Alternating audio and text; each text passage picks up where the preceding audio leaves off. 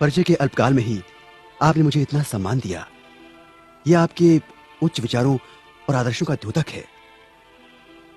हे अतिथिगण, कृपया आप आसन ग्रहण करें।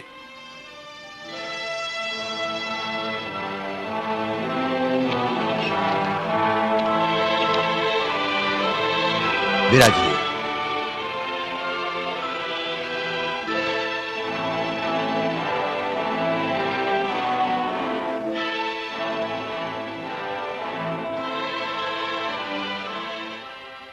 मुनिवर, आपके अनमोल वचनों के कुछ अंशों को सुनकर हम आपके कृतज्ञ हैं। ऐसे उच्च विचार तो हमने जीवन में प्रथमतः ही सुने हैं। मुनिवर, हम दशरथ पुत्र राम हैं। अहोभाग्य हमारी। आज इस आश्रम की भूमि आपके आगमन से पावन हो गई। स्वयं प्रजापालक ही हमारे आतिथ्य में आए हैं। मुनिश्रेष्ठ, आप जैसे महान ज्ञानी ऋषियों के कारण ही हमारे राज्य की भूमि पावन है। किंतु आज तक आप जैसे सद्गुरु से हमारा परिचय कैसे नहीं हुआ? मुनिवर, क्या मैं पूछने की दृष्टता कर सकता हूं कि आप किस गोत्र और कुल से संबंधित हैं? अतिथि, मैं शंबुक, मैं शूद्र कुल से हूं। भ्रष्ट कर दिया शूद्र ने, पानी पिलाकर अपवित्र कर दिया हमें। छी छी, अब शरीर शुद्धि के लिए गौमूत्र छिड़कना होगा। ज्ञान की ऊंचाई पर एक नीच शूद्र? हमारा हृदय इसे स्वीकार नहीं करता। किंतु ये सत्य है राजा राम, मैं शूद्र हूं।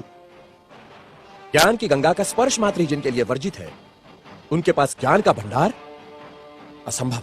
तभी तो राम राज्य में अराजकता फैली है। राम, क्या आपको ज्ञात है कि धर्मानुसार आपका अपराध जघन्य है? मेरा अपराध? क्या शूद्र का ज्ञान प्राप्त करना अपराध है? हाँ, अपराध है, जिसके कारण हमारे राज्य में एक ब्राह्मण पुत्र की अल्पायु में मृत्यु हो गई। हे कर्तव्यनिष्ठ राम, बड़े ही दुख के साथ मुझे कहना पड़ रहा है कि निष्कारण ही आप मुझे ब्राह्मण पुत्र की मृत्यु का दोषी ठहरा रहे हैं, जिस घटना से मेरा कोई संबंध नहीं। उसका मुझ पर। राजा राम, मैंने कहता था जिसका जो कार्य है वही कार्य उसे करते रहना चाहिए, नहीं तो ये शूद्र भी एक दिन अपना सर उठाकर हमको ज्ञान पढ़ाएंगे। राजा राम, तुमको असंगत कहेंगे। शंभुक, तुमने धर्म की मर्यादा का उल्लंघन किया है। मैंने किसी धर्म की मर्यादा का उल्लंघन नहीं किया है। मैं एक ही धर्म को मानता हूं, वो धर्म है प्रकृति का धर्म, और उसके अनुसार सभी मानव समान हैं। न कोई ब्राह्मण है, न कोई शूद्र है। देखो देखो इसकी जीवा कैसी लप लपा रही है। भविष्य में शास्त्र धर्म की शिक्षा देकर तुम राजा राम को ही आह्वान दोगे। ऋषि, हमें किसी राजसत्ता और वैभव की लालसा नहीं है। हमें तो सिर्फ एक मानव जैसा जीवन व्यतीत करना है, और फिर। बस समाप्त करो तुम्हारे वचन। 2 अक्षर क्या पढ़ लिए, हमें ही ज्ञान की भाषा सिखाने लगे। राम, ये अपराधी है और इसे दंड मिलना ही चाहिए, नहीं तो ऐसे पापियों के कारण हमारे राज्य में आपत्ति आ सकती है। आपके धर्म की पाप और पुण्य की कल्पना से मैं अच्छी तरह परिचित हूं। वो सारा पाखंड आपने अपने स्वार्थ के लिए रचा है और सारी प्रजा को मूर्ख बना रहे हैं। अपनी वाणी को रोको शंभुक। हम अपने परम पूज्य गुरु का और अपमान नहीं सह सकते। तुमने धर्मोल्लंघन किया है, जिसके कारण हमारे राज्य में एक ब्राह्मण पुत्र की अल्पायु में मृत्यु हो गई। हम अपने राज्य के ब्राह्मणों को और व्यथित नहीं कर सकते शूद्र। किंतु ब्राह्मण पुत्र की मृत्यु का कारण मैं कैसे हो सकता हूं? हे राजन, बड़ी नम्रता से दुस्साहस कर रहा हूं। आप तनिक अपने मन दर्पण में झांक कर तो देखें, तो आपको पता चलेगा कि आज की और कल की आपकी छवि में कितना अंतर पड़ा है। हे मर्यादा पुरुषोत्तम, राजा के अहंकार को कुशल के लिए त्याग कर तो देखो। मुझे स्वप्न में भी आशा नहीं थी कि देवताओं के मान्यवर दशरथ पुत्र राम का इतना नैतिक पतन हो जाएगा। किसी के पास कह दिया तो आपके सोचने की शक्ति क्षीण हो गई।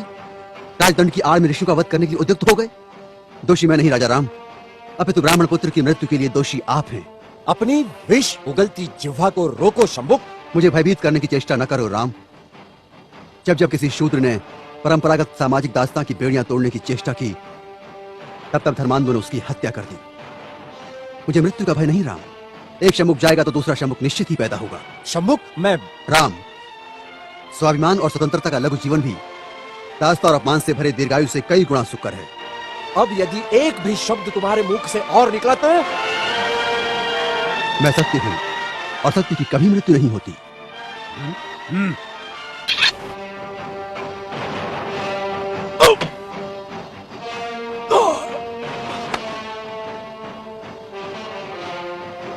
न्याय प्रिय प्रभु रामचंद्र की जय। न्याय प्रिय प्रभु रामचंद्र की जय।